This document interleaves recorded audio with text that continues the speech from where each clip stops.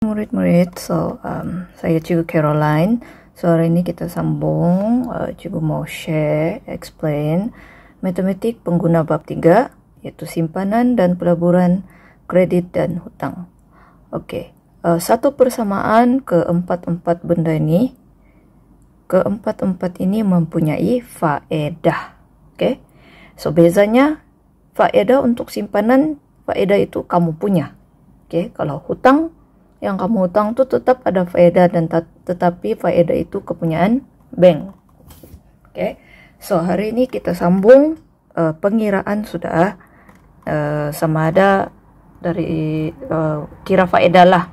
Sudah faedah ini dia ada dua, yaitu faedah mudah dan juga faedah compound. Okay. Faedah mudah dan faedah compound. Hari ini cikgu mau fokus faedah mudah saja, dan dia punya kerja pun mudah juga.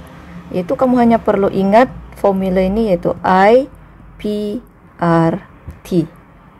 Okay? I stand for interest. Okay, interest ataupun bahasa Melayu dia faedah. Bahasa lain dia bunga. Okay? P stand for pendahuluan. Principal ataupun paling senang pendahuluan. Principal. R ialah rate ataupun peratus dalam bentuk perpuluhan. X point apa? X point apa-apa. Okay? Dan T stand for tahun. Masa dia mesti tukar kepada tahun. Okay. Jadi ini sebenarnya pernah sudah kalau zaman cikgu dia punya tu kena fikir sendiri ni formula. Sekarang dia sudah ada bagi sedia tu formula. Okey, sekarang kita tengok ni contoh di sini ni modul yang disediakan guru pakar Cikgu Li di Saint Peter Telipuk. Saint Peter Telipuk. Okey, Aiman menyimpan sebanyak 5,000 di sebuah bank dengan kadar faedah 3% setahun. So maknanya apa yang kamu perlu buat ialah asal disebut faedah, kamu terus ingat ini I, P, R, T. Kemudian yang kita mau cari ialah hitung faedah yang kita mau cari I. So kamu kena cari apakah nilai P, R dan T itu. So P itu ialah pendahuluan dia ialah 5,000 principal dia. Okay. Kemudian R dia rate itu ialah peratus, dia punya kadar. Okay, kadar dalam bentuk perpuluhan. Jadi 3% ialah 3/100. Tukar jadi perpuluhan jadi 0.03. Dan T dia ialah untuk soalan dia mau cari bila 1 tahun. So mudah saja, tinggal kita masukkan saja itu dia punya formula. So I ialah interest, P ialah 5,000, darab R ialah 0.03, darab lagi T ialah 1 tahun. Nah, tinggal kamu tekan kalkulator saja. Okay. Mana kalkulator cikgu? So 0.03 darab 5,000 dapatlah 150 RM. Maknanya dalam setahun faedah. Okay. Faedah ini ialah simpanan. Maknanya dia dapat 150 ringgit free. Okay, bank bagi dia. Okay, B pun sama. Cuma tahun dia saja berbeza. Jadi untuk B sama juga pendahuluan dia 5,000, kadar dia pun masih sama, tahun saja berubah. So maknanya selepas 7 tahun kalau dia tidak keluarkan duit itu, dia simpan saja 5,000 di sana, dia ada lagi 1,050 ringgit free kena bagi bank. Makanya kalau mau simpan duit, simpanlah di bank, ada faedah. Okey. 9 bulan. So 9 bulan macam mana kita tukar pada tahun, sebab T itu ialah tahun.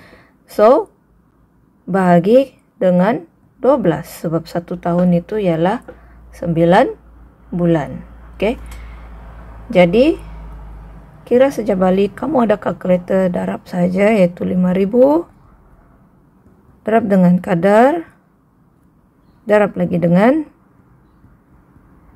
9 bulan. Oke. Jadi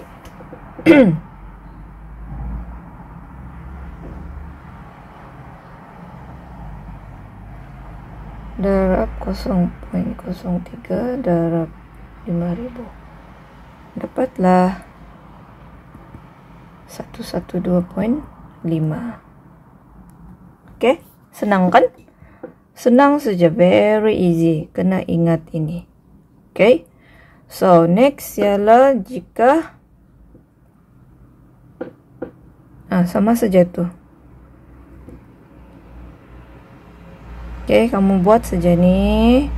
Mana yang ada soalan, kamu boleh tanya. Oke, kita tengok yang ini lagi satu. Ini dia kasih terbalik-terbalik. Oke, kita tengok yang number 1. Selesaikan, ini ialah penyelesaian masalah, tapi don't worry. So, dia bilang Yuki menyimpan sejumlah uang yang di sebuah bank selama 5 tahun. Oke. So, terus tulis. Oh, dia 5 tahun. Dengan kadar faedah 4.75%, tukar kepada perpuluhan. Jadi 0.0475 setahun. Selepas 5 tahun, faedah mudah diperolehi. Faedah mudah maknanya I dia yang ada. Faedah dia adalah 950. Cari jumlah uang yang disimpan di bank itu. Maknanya yang dia mau cari ialah duit pendahuluan, prinsipal dia. Oke, jadi pun sama, tidak susah. Tulis balik formula I sama dengan PRT. Yang dibagi kamu ialah I. So, ganti saja I itu dengan nilai yang diberi. So, P tidak tahu, salin balik P. R, salin balik R. 75. T ialah 5 tahun. Oke, salin balik. P darab dengan 5 darab 0.0475 ialah 0.2375. Oke, so kamu sudah belajar bila mau cari P, dia pindah ke sebelah jadi bahagi. So 9 bahagi 0.2375 bahagi 0.2375. So jawaban dia ialah 4.000. Senang saja, kamu hanya perlu pindah-pindah, ingat ini saja. I equals to P RT untuk faedah mudah. Macam mana kamu mau tahu dia ialah faedah mudah? Apabila soalan dia hanya menyebut faedah, dia tidak sebut compound. Oke, nanti compound juga akan ajar. Oke, so itu saja untuk hari ini. Thank you very much.